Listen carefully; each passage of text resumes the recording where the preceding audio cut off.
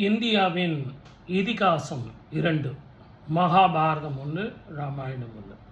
இந்த இதிகாசம்னு சொன்னது எதற்காக அப்படின்னு கேட்டிங்கன்னா, வாழ்க்கையில் எங்கே இருந்தாலும் உங்களுக்கு பிரச்சனைகள் ஜோதிட ரீதியாகவும் சரி, வாழ்க்கை பிரச்சனையாக இருந்தாலும் சரி, உறவுகள் பிரச்சனையாக இருந்தாலும் சரி, இந்த 2 கதையை நீங்கள் இதிகாசங்களில் நீங்கள் ரெஃபரன்ஸ் பார்த்தீங்கன்னா உங்கள் மனசு சாந்தி அடையும், மனக்குழப்பம் தீரும். தேவையில்லாத அன்புக்கும் பாசத்துக்கும் பணத்துக்கும் பட்டத்துக்கும் பதவிக்கும் ஓடுறது, ஆடுறது, பாடுறது, இது அத்தனையுமே மனசு அடங்கி ஒடுங்கி போய்விடும். நான் வேணா இந்த எபிசோடில் உங்களுக்கு நிறைய விஷயங்கள், உங்களுக்கு சின்ன சின்ன விஷயங்கள் சொல்லணும் அப்படின்னு நினைக்கிறேன். கொஞ்சம் ஸ்கிப் பண்ணாமல் பாருங்கள். சின்ன சின்ன ரகசியங்கள் ஆனால் மிகப்பெரிய விஷயங்களாக உங்களுக்கு இருக்கும். வேறு எந்த நாட்டிலையுமே வேறு எந்த ஊர்லேயுமே இல்லாத ஒரு இதிகாசம் நம்ம இந்தியாவில் இருக்குது. அது இன்றைக்கும் நடந்துக்கிட்டு இருக்கு. அன்னைக்கு பெரியவங்க சொல்லிட்டு போனாங்க, எப்படி வாழணும், எப்படி உறவுகள் இருக்கணும், எப்படி நட்பு இருக்கணும், எப்படி தானம் இருக்கணும், எப்படி ஆன்மீகம் இருக்கணும், எப்படி அரசியல் செய்யணும், எப்படி மக்களுக்கு தர்மத்தை சொல்லணும், எப்படி தர்மத்தை போதிக்கணும், எப்படி எல்லாம் சூதாடக்கூடாது, ஒருவனுக்கு ஒருத்தின்னு எப்படி வாழணும், இதை எல்லாத்தையும் நமக்கு சொல்லிட்டு வந்தாங்க. பகையை வெல்வது எப்படி, வெற்றி கொள்வது எப்படி, ஆரோக்கியத்தை தருவது எப்படி, இது எல்லாம் சொன்னாங்க. இப்போ கூட நான் சொல்றதை நல்லா யோசனை பண்ணி பாருங்களேன். ராமாயணம் அப்படின்னு சொன்னால் 3 அண்ணன் தம்பிங்களோட கதை. பெரியவர் அண்ணன், அவரை விட்டுருங்க. அவருடைய தம்பி 3 பேர். யார்? லக்ஷ்மணன், பரதன், சத்ருக்னன். 3 தம்பிமார்கள், ஒரு அண்ணன். இது ராமாயணம். இங்கே மகாபாரதத்தில் பார்த்தீங்கன்னா பஞ்ச பாண்டவர்கள் 5 பேர். மூத்தவன் தர்மர், விட்டுருங்க, அவரை விட்டுருங்க, 4 பேர். அங்கே 3 பேர், ராமாயணத்தில் மகாபாரதத்தில் 4 பேர், 4 சகோதரர்கள். யாரெல்லாம்? அர்ஜுனன், பீமன், நகுலன், சகாதேவன் அப்படின்னு சொல்லக்கூடிய 4 பேர். தலைவர் அங்கே தர்மர்.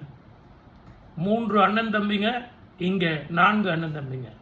தலைவராக இருக்கக்கூடியவங்க 2 பேர். இதையெல்லாம் கூட்டினீங்கன்னா 9 அண்ணன் தம்பிங்களுடைய கதை தான் பாரதத்தின் கதை. இது நம்ம வீட்டு கதை, இது நம்ம கதை. உறவுகள், பாசங்கள், அந்த பாசத்தின் மிகுதியால், அன்பினின் மிகுதியால் வள்ளல் தன்மை, வாரி வாரி வழங்குறது, நாட்டினுடைய மக்களுடைய போக்கு, மக்கள் எல்லாம் எப்படி வாழ்ந்தார்கள், இயற்கை எப்படி சதி செய்தது, இயற்கை எப்படி இருந்தது, காட்டில் எப்படி விலங்குகள் எல்லாம் இருந்தது, வாழ்ந்தது, இதையெல்லாம் சொல்லக்கூடியதாக 2 இதிகாசங்கள் நம்ம வாழ்க்கையை நம்ம படித்தோம். ஆனால் இன்றைக்கும் இது நடந்துக்கிட்டு இருக்கு. அதே அன்பு, பாசம், பட்டம், பதவி, மோகம், தாட்சண்யம் அப்படின்னு சொல்லிட்டு ஓடிட்டு இருக்கு.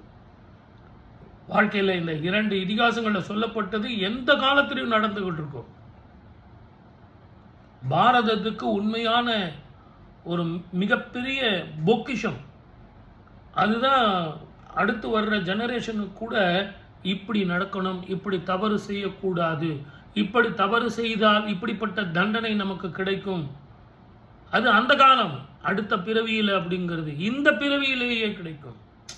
எங்க ராமாயணத்தை 2 கூறா பிரிச்சுக்கணும். முற்பாதி, பிற்பாதின்னு எடுத்துக்கணும். முற்பாதியில் ராமாயணத்தை நடத்தினது கைகேயி, ஒரு பெண் தான் நடத்துகிறாள். பிற்கூற்றில் பார்த்தீங்கன்னா சூர்பனகை அந்த ராமாயணத்தினுடைய கதையை நகர்த்துவாள். அப்போ ராமாயணத்துக்கு 2 பெண்கள் அந்த கதையை நடத்தினாங்க. 2 பெண்கள் தான் ஆதாரம். எத்தனை சகோதரர்கள் மறந்துட்டீங்க? அதை கொஞ்சம் கவனம் வச்சிங்க. 3 சகோதரர்கள், மூத்தவன் ஒருவன், 4 பேர். இந்த 2 பெண்கள் இந்த ராமாயணத்தை நடத்துவார்கள்.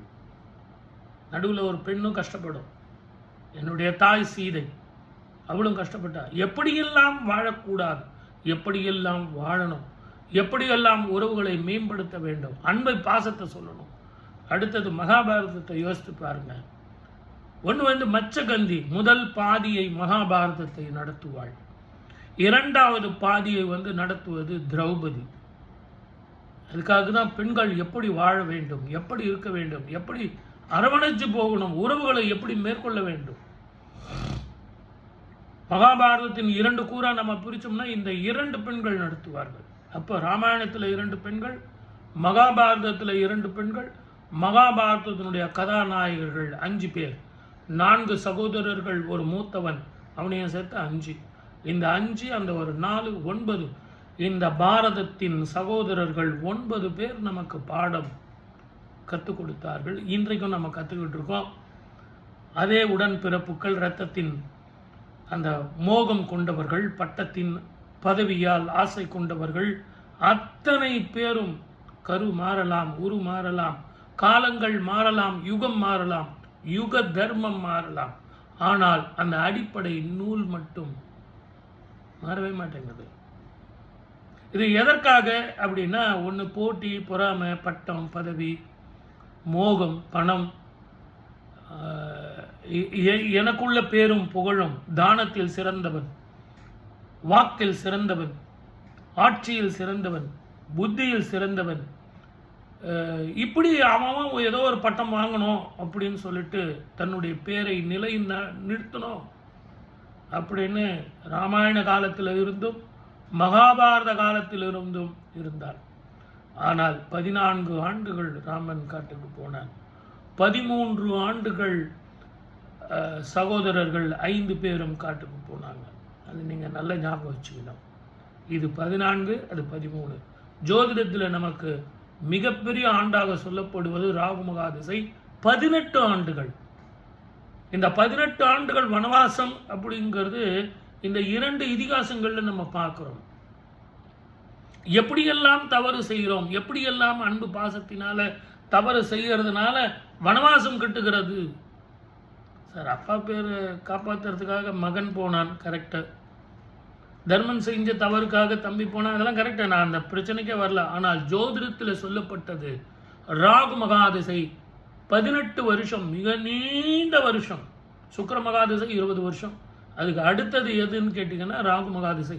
இந்த 18 வருஷம் நாம் எப்படி வாழணும், வனவாசம் வாழ்ந்து நமக்கு காட்டியிருக்கிறார்கள் 2 இதிகாசத்தில்.